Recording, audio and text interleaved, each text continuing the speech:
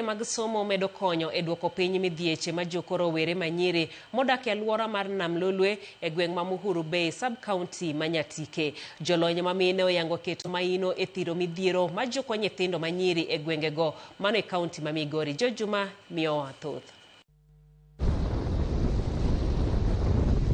Mako yie momondo kendo mag nyithindo go manyiri ma hikgi pod tin 18 kod gamo kute mag ayaki kuom rawere osebedo sigo mapek e alwora mar dho Nam Lolwe mondo gwenge mag Muhuru e sub-county ma Nyatike.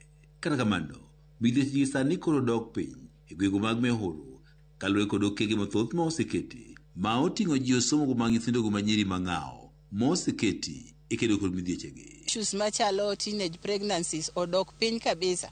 Sani ok ito yuda nyithindo ma below 18 years kanigi age. En gimoro mane chala gima kawaida. Kata mana jopuonj giwegi ninyalo yudo ka japuonj okawa nyathi e klas to nyuomo to bedo go to pod en e skundu no puonjo.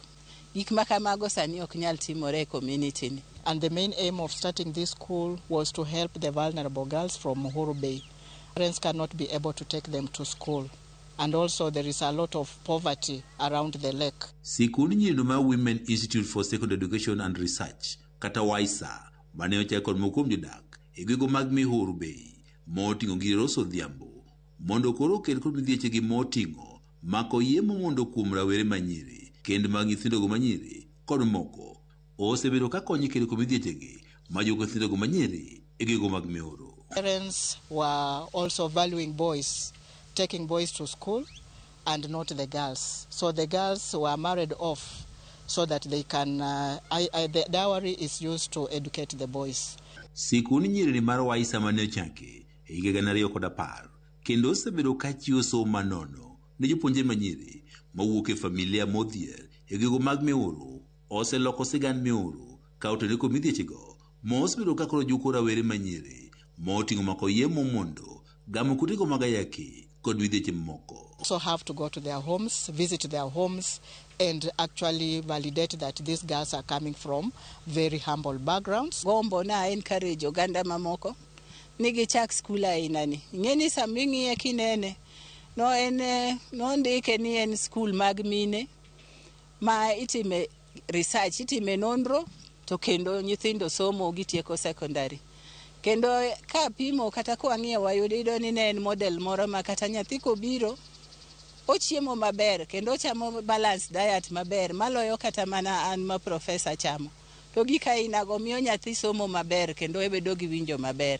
Japuonj maduong' mar skul ni mar WISA Violet Sing'or wach ni kuom jopuonje 60 magisebedo ka gikawo higa ka higa maromo jopuonje 45 gin mago mang'aw mowuok mag Muhuru ka jopuonjegi somo nono. Have 60 students. Out of these 60 students, 45 are vulnerable cases on full scholarship.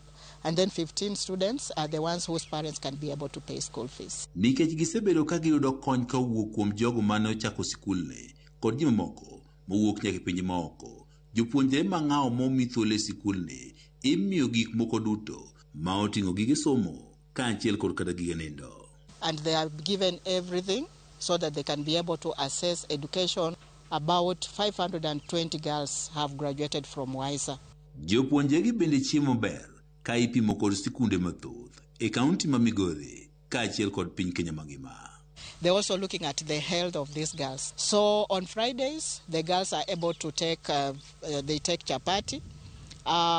During public holidays and at the end of every month, they are given a special meal. The special meal is chicken, or we also alternate with fish.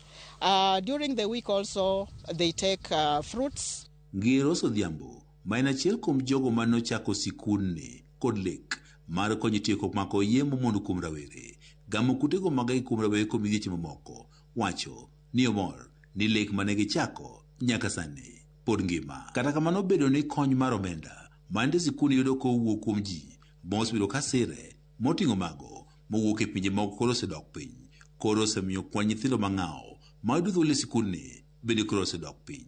Support omeda biro mondo mi dream makama kik thon. George Juma, Ramogi TV, Migori.